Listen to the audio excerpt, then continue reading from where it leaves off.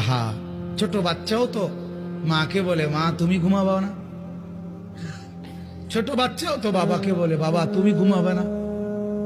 আমরাও তো কোনোদিন বলি নাই মাওলাকে মাওলা সারাদিনের এত ব্যস্ততার পরে আপনি ঘুমাবেন না।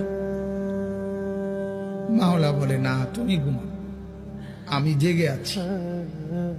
ওই যে রাত 2টায় যদি তোমার পেশাব করতে হয় তো তোমার তো চোখ খুলতে হবে। আমি যদি ঘুমায় যাই বান্দা তোমার চোখ মেলে দিবে কে?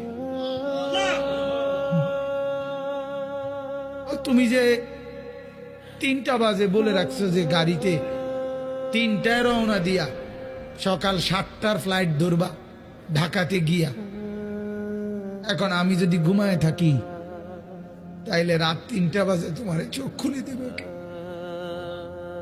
এই জন্য বান্দা আমি ঘুমাই না, আমি ঘুমাই না, তুমি ঘুমাও, আমি তোমাকে পাহারা দিই। আলাম ইয়ালাম বিআন্নাল্লাহা ইয়ারা, আল্লাহ বলে বান্দা জানো আমি সারাক্ষণ তোমাকে চেয়ে থাকি, কখন জানি আমার বান্দার কি লাগে।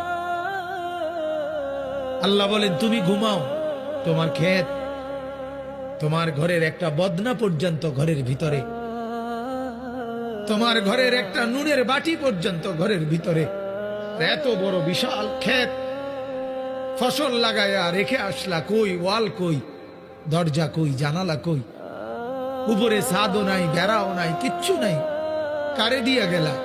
আল্লাহ বলে ঠিক আছে বান্দা তুমি দরজা বন্ধ করে ঘুমাও, আমি তোমার ক্ষেত পাহারা দিচ্ছি। আমি সময় মতো কুয়াশা ফেলবো, সময় মতো বৃষ্টি দেব, সময় মতো জমিনকে চালনির মতো ছিদ্র করব।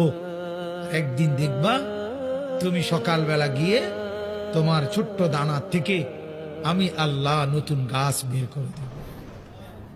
কয়দিন পরে দেখবা সবুজ গাছ বড় হয়ে গেছে, এর কয়দিন পরে দেখবা হলুদ হইয়া পাইকা গেছে, এর কয়দিন পরে কাইটা ঘরে নিয়ে আসবা, আর তোমার ঘরে তখন আনন্দ, নতুন ফসল তোলার আনন্দ।